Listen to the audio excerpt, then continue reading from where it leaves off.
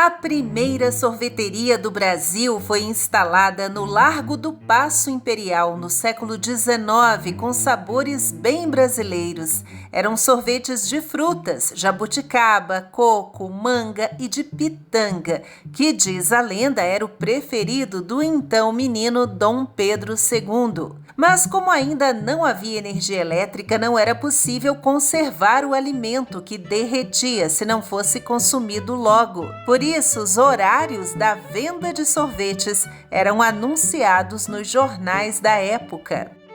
Olá, amigos da história! Vocês podem estar se perguntando, mas numa época em que nem mesmo a iluminação a gás estava completamente instalada, então de onde é que vinha o gelo para fazer esse sorvete?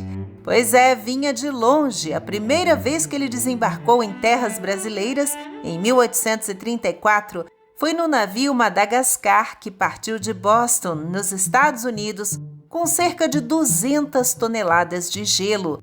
Ele era obtido nos lagos ou rios congelados, recortados em grandes blocos, que depois eram transportados até o destino. Aqui no Brasil, essa primeira remessa de gelo foi conservada por até 5 meses, envolta em serragem e enterrada em buracos fundos, uma técnica bem antiga da qual a gente vai falar mais daqui a pouco.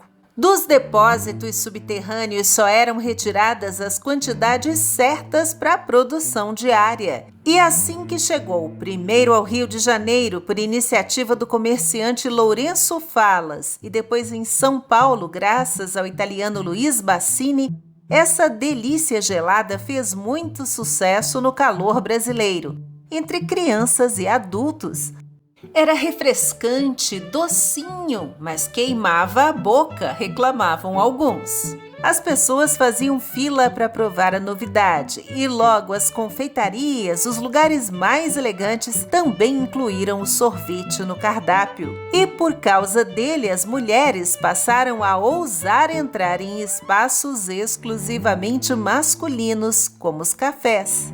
O sorvete com hora marcada para não derreter podia ser a última moda no nosso país tropical, mas a conservação dos alimentos com o uso do gelo já era conhecida desde a antiguidade. Ao longo da história, alguns relatos sobre o sorvete também chamam a atenção. Por exemplo, Alexandre o Grande adorava tomar uma mistura de neve, suco e mel. O imperador Nero enviava os escravos mais rápidos que ele tinha para subir a montanha correndo e descerem com a neve para misturar com as frutas. É invenção dos persas antes de Cristo essa espécie de geladeira do deserto de 2.500 anos, uma construção chamada de Yakshal, com os 18 metros de altura, um domo de argila e grandes espaços para armazenamento no subsolo, câmaras subterrâneas com sistemas de resfriamento e evaporação, coleta de água das nascentes próximas com canais e paredes feitas com um tipo de argamassa especial que fornece super isolamento, protegidas do sol.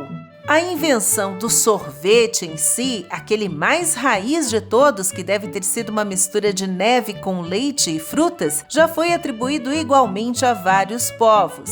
Aos antigos gregos e romanos, por exemplo, ou aos chineses que teriam apresentado a delícia para o mercador veneziano Marco Polo, nas viagens dele pela China e outros países da Ásia. E também seria uma invenção dos árabes, que quando conquistaram a Sicília, levaram para a ilha italiana a receita de uma bebida gelada à base de água, mel e flores, dando origem ao charbat, que depois virou o sherbet, e o sorbetto na Itália, sorvete no Brasil.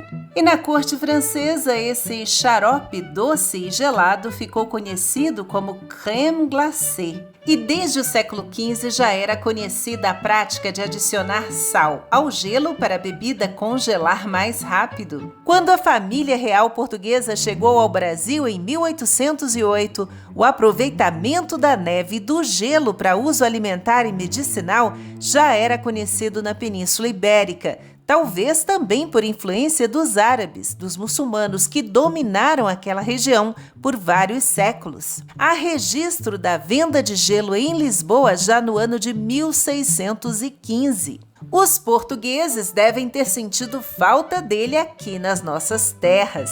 Mas quem sentiu calor mesmo foi o rei da Espanha e Portugal, Filipe II, nos tempos da União Ibérica, quando visitou Lisboa em pleno verão e foi preciso contratar um neveiro da cidade, um homem que vendia neve para fornecer diariamente 96 arrobas de neve para a corte. A iguaria também foi servida na última festa da monarquia brasileira. 14.000 sorvetes fizeram parte do menu do famoso baile da Ilha Fiscal no Rio de Janeiro. Se gostou deste vídeo, aperta o botão do like, se inscreva para acompanhar as curiosidades do canal e até a próxima com uma história a mais.